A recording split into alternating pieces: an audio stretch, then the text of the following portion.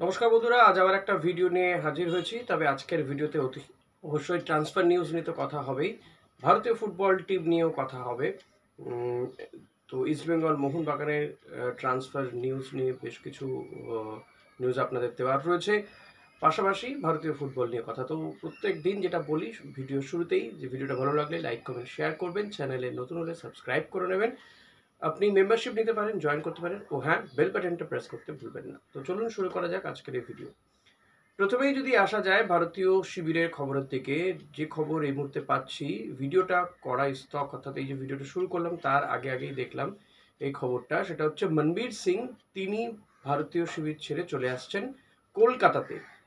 কলকাতাতে মনবীর সিং তিনি আসবেন, কারণ কলকাতাতে মোহনবাগানের প্র্যাকটিস শুরু হয়ে গেছে। আইএসএল এর সেমিফাইনালে নামবে মোহনবাগান, তো তার আগে তাদের প্র্যাকটিস শুরু হয়ে গেছে। মনবীর সিং তিনি কলকাতায় ফিরে আসছেন, জাতীয় শিবিরে থাকছেন না। এবং গুরুত্বপূর্ণ ম্যাচের আগে, যেখানে এএফসি এশিয়ান কাপের 2027-এর যে কোয়ালিফাইং ম্যাচ, সেই ম্যাচ শুরু হওয়ার আগে ভারতীয় দলের কাছে এই ধাক্কা। এর আগে ছাংতে তিনিও চোটের জন্য আউট হয়ে গিয়েছিলেন, শিবিরে যোগই দেননি তিনি। কিন্তু মনবীর সিং তিনি শিবিরে যোগ দিয়েছিলেন, কিন্তু শিবিরে যোগ দিয়েও কিন্তু তিনি শিবিরে থাকতে পারলেন না, বেরিয়ে আসছেন চোটের জন্য। জানা যাচ্ছে চোটের জন্য কিন্তু মনবীর সিং শিবির ছেড়ে বেরিয়ে আসছেন, তিনি কলকাতাতে চলে আসছেন। ফলত এটা আবারও মানালোর জন্য বড়সড় ধাক্কা। তবে এই মানালো, তিনি প্রেস কনফারেন্স করতে এসেছিলেন মেহতাব সিংকে নিয়ে। আর প্রেস কনফারেন্স করতে এসে হয়তো তিনি একটু মজার ছলেই বলে ফেলেছিলেন, সুনীল ছেত্রীকে নিয়ে যে প্রশ্ন তাকে করা হয়েছিল যে কেন সুনীল ছেত্রীকে অবসর ভাঙিয়ে ভারতীয় টিমে ফেরানো হলো, তিনি বলছেন যে ভারতীয় দল বা জাতীয় দল কোনো নতুন প্রতিভাকে তুলে আনার জায়গা নয়, সেখানে যে গোল করবে তাকেই নেওয়া হবে। তা সুনীল ছেত্রী 40 বছর বয়স, তো কী হয়েছে, তিনি এই মুহূর্তে আইএসএলে দাঁড়িয়ে ভারতীয় স্ট্রাইকারদের মধ্যে হাইয়েস্ট স্কোরার ছিলেন সুনীল ছেত্রী। আর মজার ছলে কথার কথা তিনি বলে ফেলেছেন, আমার দাদুর বয়স 87 বছর, যদি তিনিও গোল করতেন তাহলে তাকেও জাতীয় টিমে ডাকা হবে। তো অর্থাৎ 87 বছরের বয়সে কাউকেও কিন্তু জাতীয় দলে ডাকা হতে পারে বা বিবেচিত হতে পারে যদি তিনি গোল করতে পারেন। অর্থাৎ কতটা গোল খিদে রয়েছে এই মানালোর, সেটা বোঝা যাচ্ছে যে একের পর এক ম্যাচ হেরে তিনি যথেষ্ট কোণঠাসা। গত বছর তো একটিও ম্যাচ জিততে পারেননি, জাতীয় দলকে জয় এনে দিতে পারেননি। সে কারণেই কিন্তু বোঝাই যাচ্ছে যে সুনীল ছেত্রীকে সে কারণে তিনি ফিরিয়ে নিয়ে এসেছেন, বাধ্য হয়েই এক প্রকার সুনীল ছেত্রীকে ফেরাতে হয়েছে। তো মানালোর এই বক্তব্য নিয়ে বিতর্ক শুরু হয়ে গেছে, যে মানালোর কাছে এটার থেকে পরিষ্কার যে তার কাছে ভারতীয় ফুটবল বা জাতীয় দল নিয়ে এত সব ফিলিংস নেই। তিনি যে যেন তেন প্রকারণে ম্যাচ জয় পেতে চাইছেন। তাতে সুনীল ছেত্রীর মতন আরও প্লেয়ার, যারা হয়তো বাইচুং ভুটিয়াকেও নিয়ে আসা হতে পারে। আমি তো চাইবো যে বাইচুং ভুটিয়া, মেহতাব সিংরা তারাও হুড়মুড়িয়ে প্র্যাকটিসে নেমে পড়ুন, ভালো করে প্র্যাকটিস করুন। কে জানে, জাতীয় দলের ডাক পেয়ে গেলেও পেয়ে যেতে পারেন। দেখা যাক কি হয়।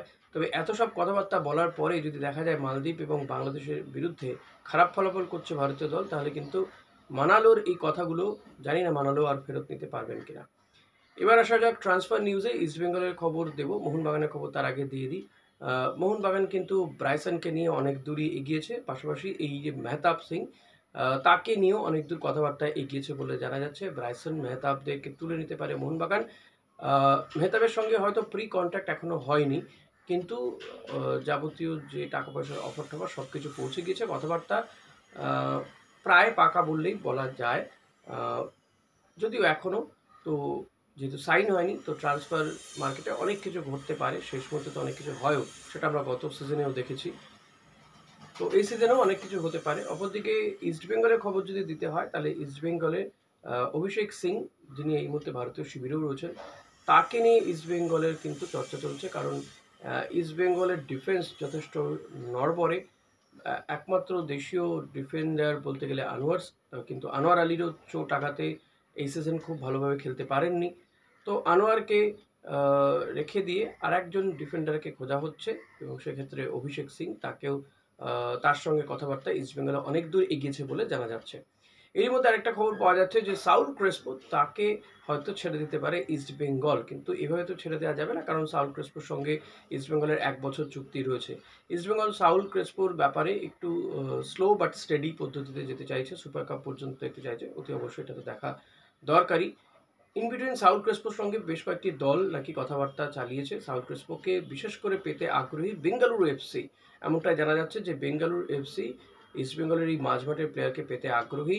এখন ইস্টবেঙ্গল যদি এই মুহূর্তে সাউল ক্রেসপোর বিকল্প কোনো ভালো প্লেয়ার পেয়ে যায়, তাহলে সাউল ক্রেসপোকে হয়তো লোনে ছেড়ে দিতে পারে বেঙ্গালুরুর কাছে, কারণ 1 বছরের চুক্তি রয়েছে। বা কোনো একটা আন্ডারস্ট্যান্ডিংয়ের মাধ্যমে হয়তো মিউচুয়ালি যদি ট্রান্সফার কোনো প্লেয়ারের সাথে করতে পারে, সেই বিষয়টা কিন্তু মাথায় রয়েছে ইস্টবেঙ্গল কর্তাদের, কর্মকর্তা ইনভেস্টরদের। তো এই বিষয়গুলো সমস্ত যে সম্ভাবনাগুলো, সেই সম্ভাবনাগুলো কিন্তু খতিয়ে দেখা হচ্ছে, তারপরেই হয়তো চূড়ান্ত কিছু জানা যাবে।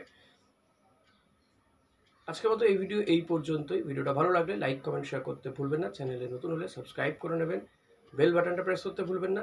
আপনি মেম্বারশিপ নিতে পারেন, জয়েন করতে পারেন। Thank you.